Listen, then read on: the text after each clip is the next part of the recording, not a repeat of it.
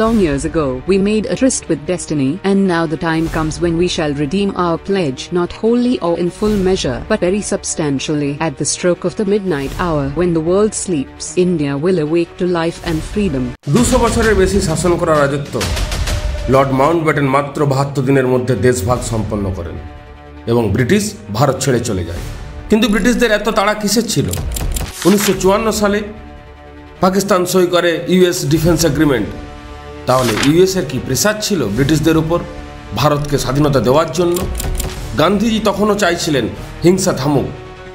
শেষমেশ তারই মৃত্যু ঘটে 1948 সালে মর্মান্তিকভাবে। শেষ পর্যন্ত কি হলো? ভ্রাতৃত্ববোধের পরাজয়। আমরা আগের এপিসোডে দেখেছি কিভাবে ব্রিটিশদের রাজনৈতিক দাবার চাল দ্বারা এক অখণ্ড ভারতকে হিন্দু মেজরিটির দেশ ইন্ডিয়া এবং মুসলিম মেজরিটির দেশ পাকিস্তান তৈরি করে দেওয়া হলো। পার্ট 1-এর গল্পের জেট টেনে এনে এই পর্বে আমরা 1947 ইন্ডিয়া পাকিস্তান পার্টিশনের গল্পের ইতি টানব। চলুন তাহলে শুরু করি। ভাবুন তো, যখন লক্ষ লক্ষ মানুষ মরছিল, উদ্বাস্ত হচ্ছিল, তখন কি কেউ লাভবান হচ্ছিল না? এই বিভাজনের খেলায় আসলে কে হাসছিল চুপচাপ? 1939 থেকে 1945 সাল অবধি চলা দ্বিতীয় বিশ্বযুদ্ধের জয়লাভের পর ব্রিটেন এক প্রকার দেউলিয়া। ব্রিটেনের 1946-47 সালে ঋণ হয়ে দাঁড়ালো জিডিপির 252%। বাঁচতে হলে আমেরিকার কাছে হাত পাততেই হতো। লোন হিসাবে নিল $3.75 বিলিয়ন মার্কিন ডলার, আজকের প্রায় $60 বিলিয়ন বেশি। আর সুদের হার ছিল কত জানেন? মাত্র 2%। কিন্তু এত কম কেন? ব্রিটিশদের তখন ছেড়ে দেওয়া কেঁদে বাঁচে অবস্থা। আর কি করে কলোনিগুলো শাসন করবে? সমসাময়িকভাবে একটু ভাবুন, 1945 সালের যুক্তরাজ্যের সাধারণ নির্বাচনে লেবার পার্টি জয়লাভ করছে।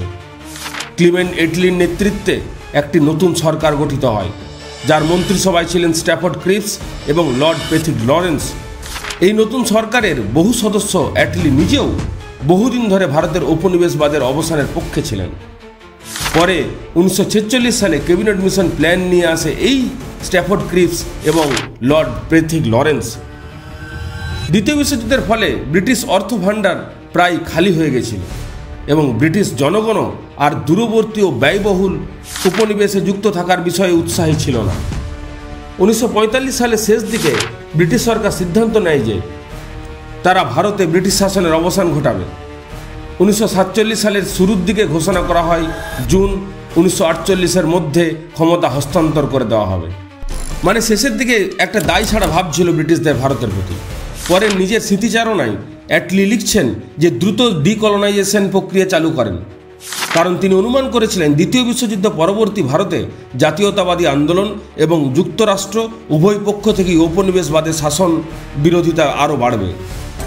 তাছাড়া যুদ্ধ বিধ্বস্ত ব্রিটেন এত বড় সাম্রাজ্য রক্ষা করার মতো সামরিক ও অর্থনৈতিক সক্ষমতা ছিল না, এমন আশঙ্কাও ছিল তার অর্থমন্ত্রকের। তখন তারা সিদ্ধান্ত নিল ভারত ছাড়তেই হবে, কিন্তু এমনভাবে ছাড়তে হবে নিজেদের প্রভাবটা যেন থেকে যায়। তারা তৈরি করলো একটা ফর্মুলা, ডিভাইড অ্যান্ড এক্সিট। 1947-এ লর্ড মাউন্টব্যাটেন 72 দিনের মধ্যে দেশভাগ সম্পন্ন করেন, কিন্তু কেন?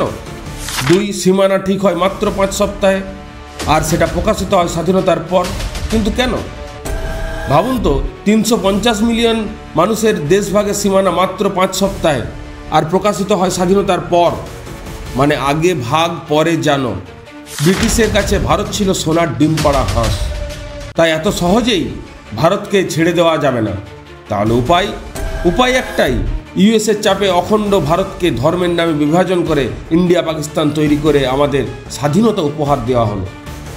ধর্মের নামে একটা দেশকে ভাগ করেই তারা চলে গেল, কারণ তারা যেন কোনো দোষের ভাগিদারি না হয়। প্রথম বিশ্বযুদ্ধের পর তারা এটি মধ্যপ্রাচ্যে করেছিল, আর 1947-এ ভারতের ক্ষেত্রেও তা আবার একই কাজ করল। ব্রিটিশ শাসন ভারত থেকে অবসানের পরিণতি স্বরূপ বিভাজন ছিল এক প্রকার উপসংহার, আর ফলস্বরূপ থেকে গেল কাশ্মীর। সেই সমস্যাটা পেন্ডিং রেখে দেওয়া হলো, যেন আগুনটা চিরকাল জ্বলতে থাকে। পহেলগাম এটা তারই প্রমাণ দেয় যে ধর্মীয় বিভাজন কিভাবে মানুষের রক্ত চুষে খাচ্ছে। ব্রিটিশ সরকারের অবশ্যম্ভাবী পতনের সময় সমসাময়িকভাবে ইউএসএ এবং রাশিয়া দুইজনই সুপার পাওয়ার হতে চায়। ইউএসএ সাউথ এশিয়া রিজিয়নে ডোমিনেশন চাইছে, কিন্তু ইউএসএ আবার ডেমোক্রেসি বা গণতন্ত্রে বিশ্বাসী। তাহলে শাসন করার উপায় কি? আর তো ব্রিটিশের মতো ট্র্যাডিশনালভাবে শাসন করা সম্ভব নয়। বাট ইউএসএ জানতো ভারত রাশিয়ারই পক্ষ নেবে, তাই সাউথ এশিয়াতে নিজের অবস্থান শক্ত করতে পাকিস্তান তৈরি করতে বাধ্য হল। পার্টিশনের পরপরই শুরু হলো অস্ত্র কেনাবেচার পালা। পাকিস্তানের দিকে ঝুঁকলো আমেরিকা, ভারত কাছে টানল চিরকালের মিত্র দেশ রাশিয়াকে। আর ব্রিটেন ও তো ব্যবসায়ী, দুপক্ষেই অস্ত্র বেঁচে চলল। 1948-এ ভারত নেয় ব্রিটিশ ট্যাঙ্ক, বিভিন্ন রাইফেল। 1954-এ পাকিস্তান সই করে ইউএস ডিফেন্স এগ্রিমেন্ট। আর 1965, 71 ও 99 সালে যুদ্ধের আগুনে পড়ে দুই দেশ, আর লাভবান হয় অস্ত্র কোম্পানিগুলো। এবার নিজেরা ঠিক করুন, নিজেরা নিজেদের মেরে বাঁচবেন কি না। আমরা যুদ্ধ করলাম, ওরা দেখলো আর টাকা গুনল। এত কিছু যখন ঘটছে, তখন সাধারণ মানুষ কি চাইছিল? শান্তি। কিন্তু রাজনৈতিক নেতাদের নিজেদের প্রবৃত্তি অনুযায়ী একটা অংশ তখন একে অপরকে দোষারোপ করে নিজেদের জায়গা শক্ত করছিল। 1906 সালে রোপণ করা মুসলিম লীগ নামক চারাগাছ 1940 সালে দাবি করলো লাহোর সেশনে সেপারেট নেশন চাই মুসলিমদের জন্য। ধর্মীয় বিভাজন এতটাই হিংস্র হয়ে উঠেছিল যে জিন্নাহ ঘোষণা করেন 1946 সালের 16 আগস্ট হবে ডিরেক্ট অ্যাকশন ডে। তাই কংগ্রেসকে সতর্ক করে বলেন, আমরা যুদ্ধ চাই না, কিন্তু আপনি যদি যুদ্ধ চান তবে আমরা কোনো দ্বিধা না করেই এই প্রস্তাব গ্রহণ করি। আমরা হয় একটি বিভক্ত ভারত পাব, নয়তো একটি ধ্বংসপ্রাপ্ত ভারত তৈরি করব। ভাবুন ওনার চিন্তাভাবনা। 1876 সালে জন্মগ্রহণ করা মোহাম্মদ আলী জিন্নাহ 1947 সালে 70-এর ঊর্ধ্বে বয়স ছিল ওনার। জিন্নাহ জানতেন তিনি বেশি দিন বাঁচবেন না, তবুও তিনি ধর্মের ভিত্তিতে দেশভাগকে সামনে এনেছিলেন। উনি দূরদর্শী ছিলেন না। 1948 সালের 11 সেপ্টেম্বর করাচিতে তার বাসভবনে যক্ষা রোগের কারণে মৃত্যু হয়। অন্যদিকে 1934 সালে গান্ধীজি অ্যাক্টিভ পলিটিক্স থেকে নির্বাসন নেওয়ার পর আস্তে আস্তে পপুলারিটি কমতে থাকে। সেই সময়ের অনেক স্বাধীনতা সংগ্রামী যেমন লালা লাজপত রায়, বিনায়ক দামোদর সাভারকর ও প্রমুখেরা গান্ধীজির মতবাদের সাথে সহমত ছিলেন না। ওনারা টু নেশন থিওরি বা দ্বিজাতি তত্ত্বকে বিশ্বাস করত এবং মানত। আর সমসাময়িকভাবে বাবা সাহেব আম্বেদকর লড়াই করছে ডিপ্রেস ক্লাস বা দলিত সমাজের জন্য। ব্রিটিশরা দেখল এই সুযোগ, মারো লোহে পে ঘা। তৎকালীন সময়ে আম্বেদকরের উদ্যোগে ব্রিটিশ প্রধানমন্ত্রী র্যামসে ম্যাকডোনাল্ড অবহেলিত শ্রেণীদের জন্য কেন্দ্রীয় ও প্রাদেশিক আইনসভায় পৃথক প্রতিনিধিত্বের দাবি মেনে নেন।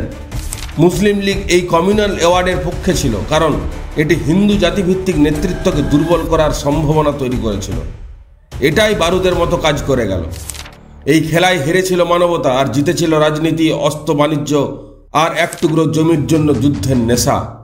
যখন গোটা উপমহাদেশ রক্তে ডুবে যাচ্ছে, তখন এক বৃদ্ধ পায়ে হেঁটে যাচ্ছেন, দিনে 3 বার প্রার্থনা করেন, মানুষকে বোঝান ঘৃণা দিয়ে দেশ গড়ে না, দেশ ভাঙে। তিনি শুধু স্বাধীনতার নেতাই নন, তিনি ছিলেন বিবেকের কণ্ঠস্বর। তিনিই ছিলেন চিরপরিচিত মোহনদাস করমচাঁদ গান্ধী। 30শে জানুয়ারি 1948 সালের কি ঘটল জানেন? এই বিভাজনের রাজনীতিতে ঐতিহাসিক মর্মান্তিক বেদনা। যিনি সাম্প্রদায়িক হত্যা থামাতে চেয়েছিলেন, তাকেই খুন করল ধর্মের নামে, ঠিক পার্টিশনের মাত্র 5 মাস পর।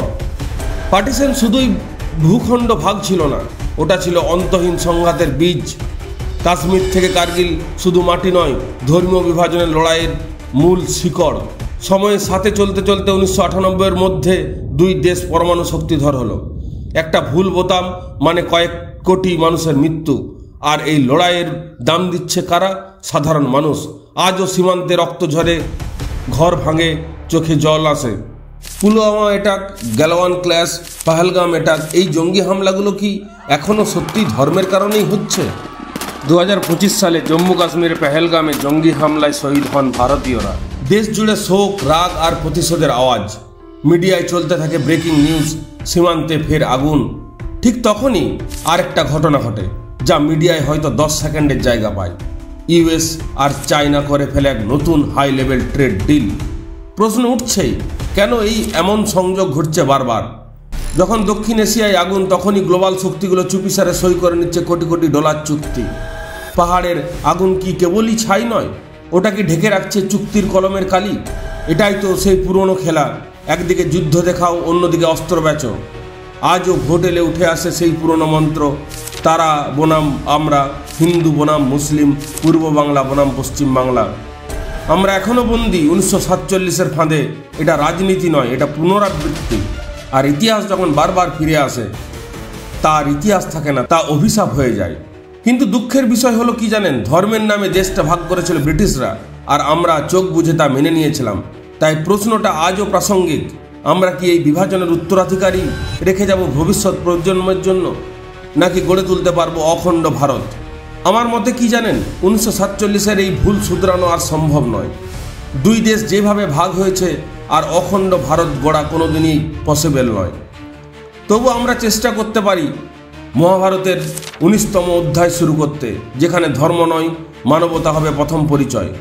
পাকিস্তান যেন নিজ নাগরিকদের নিয়ে এগিয়ে চলে উন্নতির পথে, নিজের দেশকে কিভাবে উন্নতির শিখরে তুলবে সেই নিয়ে চিন্তা ভাবনা করুক, জঙ্গিদের সাপোর্ট না করে। আর আমাদের ভারত, সে তো এমনিতেই মহত্বের পথে চলমান। মনে রাখতে হবে, আমরা হিংসা নয় অহিংসার উত্তরাধিকারী। আমরা যুদ্ধ চাই না, আমরা চাই জ্ঞান, বিজ্ঞান ও মানবিকতা দিয়ে গড়ে উঠুক এক নতুন যুগ। তোমরা ওরা নয়, আমরা প্রতিবেশী, এই ভাবনাই হোক ভবিষ্যতের ভিত্তি।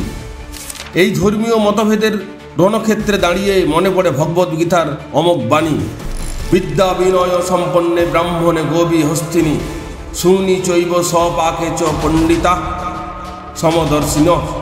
অর্থাৎ একজন সত্য জ্ঞানী ব্যক্তি গরু, হাতি, ব্রাহ্মণ, কুকুর সবার মাঝে একই আত্মা দেখে।